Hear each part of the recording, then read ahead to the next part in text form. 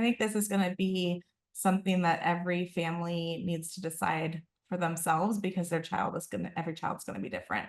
So one child might say that they want to answer if somebody asks a question, but then in that moment feel uncomfortable talking about it. Some kids are going to be super bold and be able to just explain anything that they want to with people.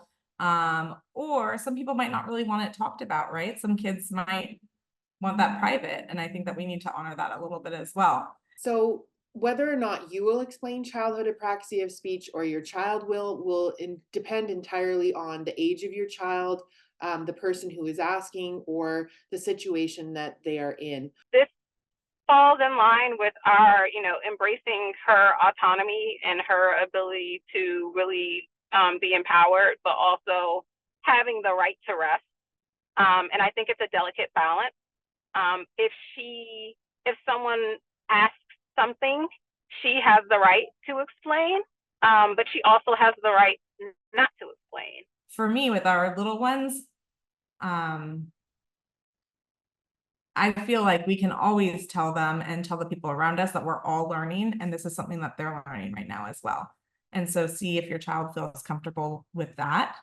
And so when people make a comment, we can just talk about, oh, that's still a skill that we're working on, but we're doing a great job with swimming or bike riding, or whatever it is, we can highlight our strengths as well. So I think that you can talk to your child beforehand. Obviously, if your child's not at the point where they can explain it verbally yet, you can ask them, when people ask about this, do you want me to talk to them about it?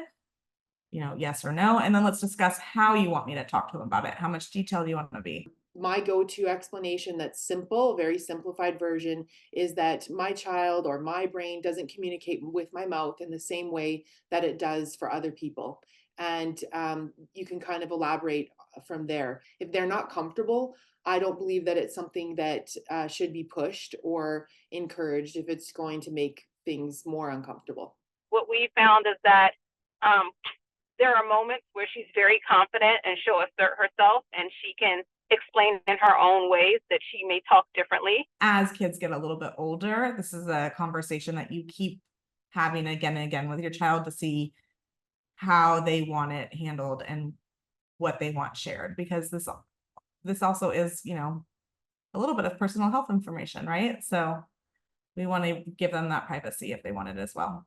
I think that is something that's fluid, when she was younger, she wasn't really able to advocate for herself, and she wasn't really able to kind of explain her differences, but now she is, So I think that that's a really important part of being an advocate for an apraxia star, is teaching them the information about the diagnosis so that they can feel empowered to teach other people, including their peers, if that situation arises.